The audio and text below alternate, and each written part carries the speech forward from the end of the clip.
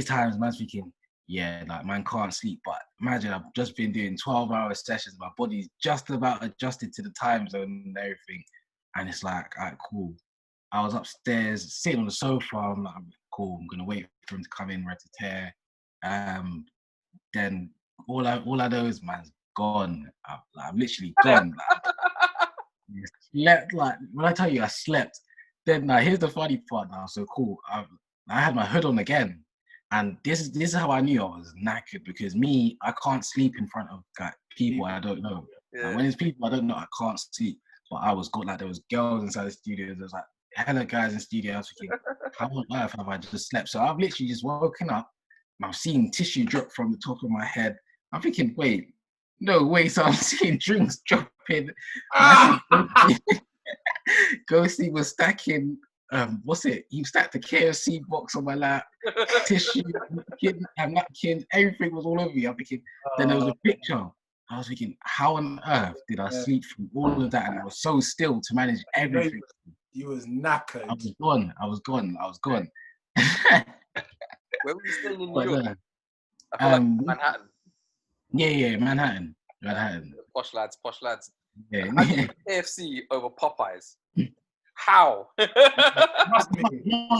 can't lie. Popeyes, yeah, like the Americans don't gas it or whatnot. They think that Popeyes is like us equivalent to our Sam's or something. Yeah. But when I tasted the Popeyes, I'm thinking, raw, like nah, this Popeyes slaps. It slaps.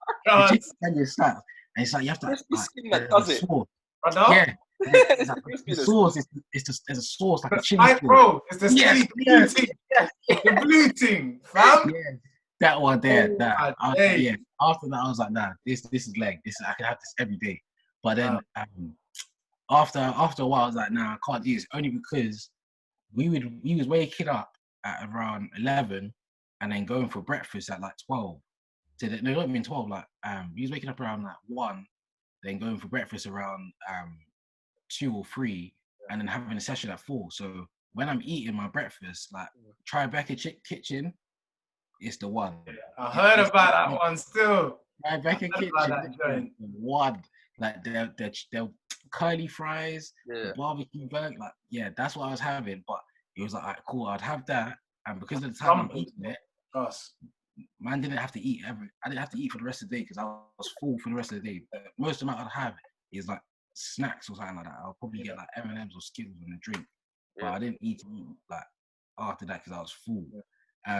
But yeah, like when these are hearing me talking about Popeyes, they're thinking, bro, like it's not even that deep. Like, they're like that's normal, man. Like, bro, that's what you eat all the time, bro. Like, literally, imagine like man was eating and it was like it's not even that deep. I was like, what? These are unsophisticated palates you're dealing with, LikkleDotz. You don't need that energy in your life. No, it is though, yeah. Man. It's because they got so many options, yeah. Like, certain things to them is like, bro, like that's played out now. Like Popeyes is normal. What's that, Morley's? Yeah. Right. So but like, the thing is, with them, they'll probably come to the UK and say that our food is trash. Like, oh, Morley's is trash. But then they started listing like foods that we had to try and whatnot, but like we didn't even get to try it. I was so vexed with Skills because they must have went to Brooklyn with Snubs because they had a video shoot with Snubs, but we had a session to do. But Snubs, like he introduced them to like this chopped cheese thing, and like they went when they first went.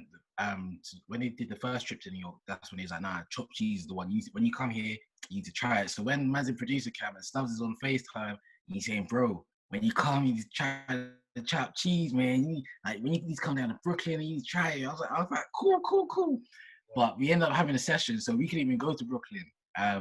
But then Skills was like, yeah, well, I'll bring you back some. Cool. Skills comes back. We're like, where's the chopped cheese? He's like, oh, bro, man, ate it still. I can't lie. I couldn't help it. I was like, oh.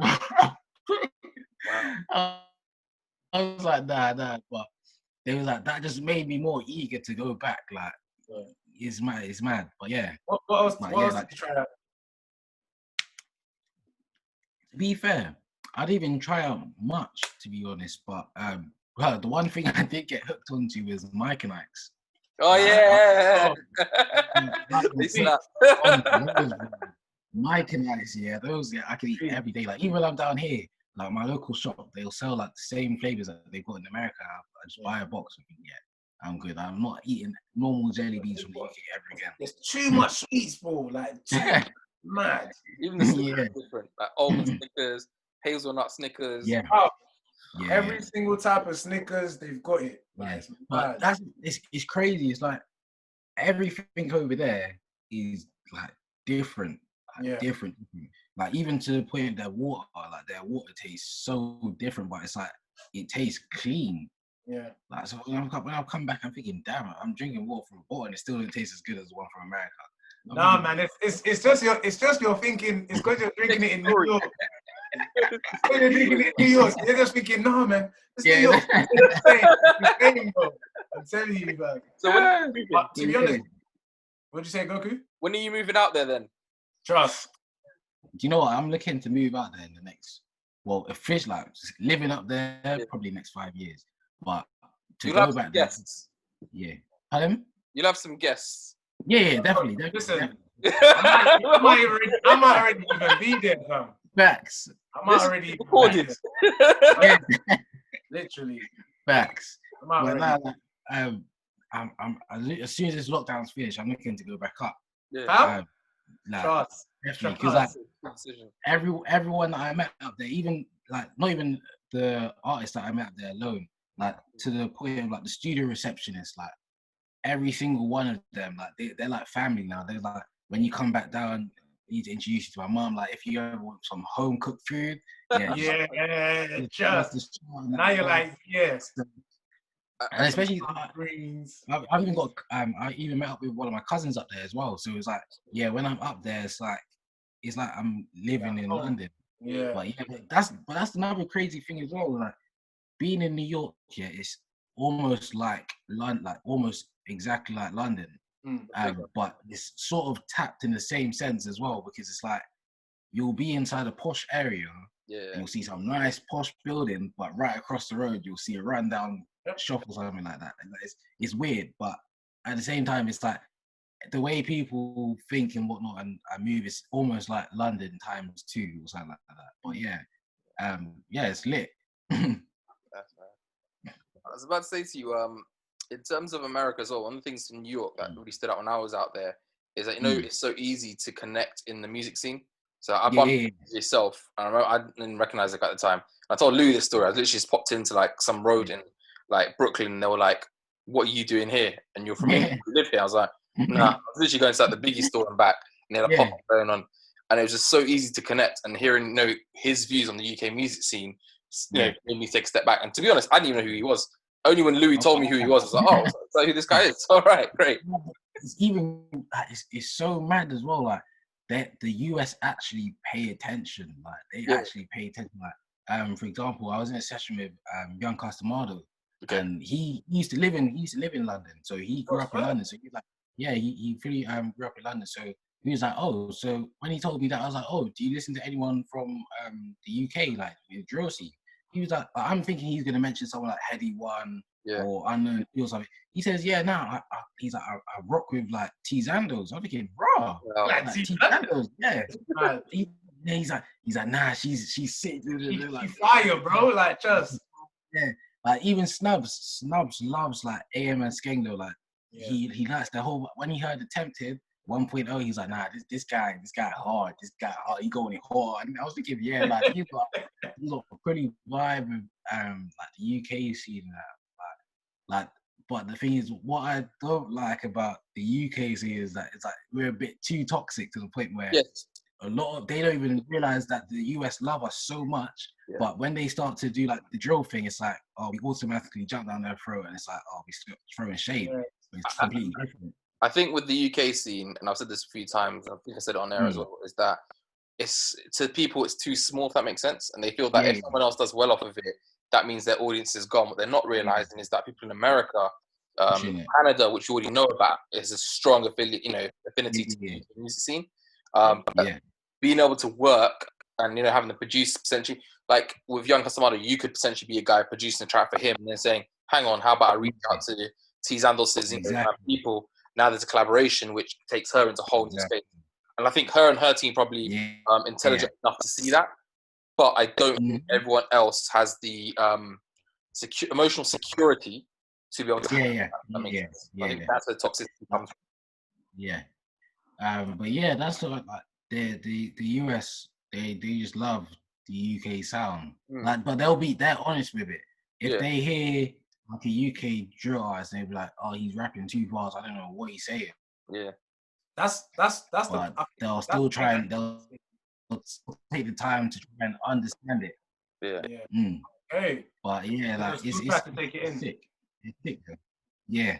Like it's like they like Snubs was watching the Mixtape Bandits versus Finesse Forever drill clash. And like he knew of AM and Skengler, but he doesn't know about 410 and whatnot and OFB. So he's listening to the tracks and he's saying, yeah, this one's hard. OFB's got some hard songs, but 410's got some hard songs. And he's like actually analyzing the songs or whatnot. But yeah, like it's lit. It's lit. Okay. What's your background? My background is black and a bit of Asian. Black and Asian. They're great countries, black and Asian. I've been to both. Oh, sorry. Sorry.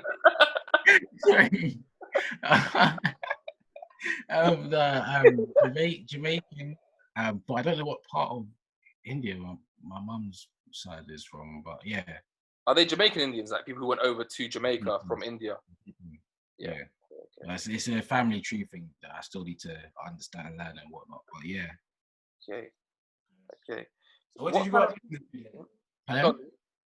No, I was literally about to ask him what you grew up listening to then. Yeah. Do you know what? It's crazy. It's like a mixture of everything. So when like I was like young, and I tend to like listen to a lot of like gaming music instead. So I'd spend loads of time playing games and listen to the music from there. Yeah. So like me, I'm old school. I like old school games. So like I used to like even till now I've still got my Game Boy. Game Boy Advance. I literally got it from me now actually. and it still works proper. You're a G for that still. But yeah, like I go back and listen to like the soundtracks from there, and it's like small stuff that I pick up from there. After that, I went through like a period of where my brother had like a little MP3 radio thing. And he's like, from that, I would start listening to the radio, and then I got into a lot of like Justin Timberlake, Usher, like Neo was a key one. I'm seeing a real heavy R&B influence. Then from onwards from that, it started to go into like more of them commercial songs. So like when I started being like year 6, year 7, it was like one of them commercial pop songs, and then like them ones that is like in America where it's popping, and then like because I'd spend time like in class on YouTube and I just look at the trend and I just hear the song and think, okay. And then from then going into like year 7, year 8, it was a lot of like Young Thug, like them Future. That's when I was introduced to like the urban trap music in the US.